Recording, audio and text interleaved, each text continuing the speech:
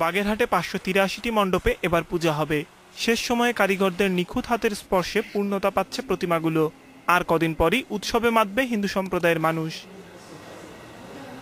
5 মাস ধরে এসব প্রতিমা নির্মাণে ব্যস্ত আছেন কারিগররা। নির্মাণ শেষে চলছে রং তুলির কাজ। চেষ্টা করছি দর্শনার্থীদের মনোরঞ্জন করার জন্য যথাসম্ভব আমাদের শিল্প কর্মকাণ্ড উজাড় করে দেওয়া।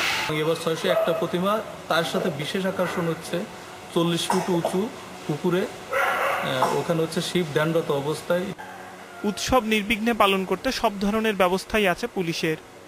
যাতে কোনো সমস্যা না হয় সেই দিকে পুলিশি টহল এবং অন্যান্য যেভাবে সহযোগিতা করা দরকার স্থানীয় জনপ্রতিনিধি থেকে শুরু করে স্বেচ্ছাসেবক সবার মাধ্যমে প্রতিমা তৈরির কাজ এগিয়ে যাচ্ছে। ঝিনাইদহে পূজা হবে 4 শতাধিক মণ্ডপে। বেশ জোরে সোরেই চলছে প্রস্তুতি। এখানে সাজ সাজ রব রব সুর বেজে উঠেছে। প্রত্যেকটা পূজারী ভক্তবিন্দুর ভিতরে উৎসাহ উদ্দীপনা বিরাজ করছে। সম্প্রতি বেশ কটি ঘটনায় জেলার মানুষ আতঙ্কিত থাকলেও পুলিশ বলছে নিরাপত্তায় কোনো ত্রুটি থাকবে না। আমরা অলরেডি নজরদারি বাড়িয়েছি। পুরো পোশাকে এবং সাদা পোশাকে আমাদের পুলিশ নজরদারি করছে এবং পূজার সময় আমরা আরও নিরাপত্তা বাড়াবো।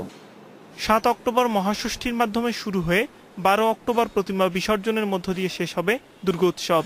বাঙালি হিন্দুরা তাই দেবী দুর্গাকে বরণ করে নিতে শেষ মুহূর্তে কাটাচ্ছেন ব্যস্ত সময়। কৌশিক সুর, ইন্ডিপেন্ডেন্ট নিউজ ডেস্ক।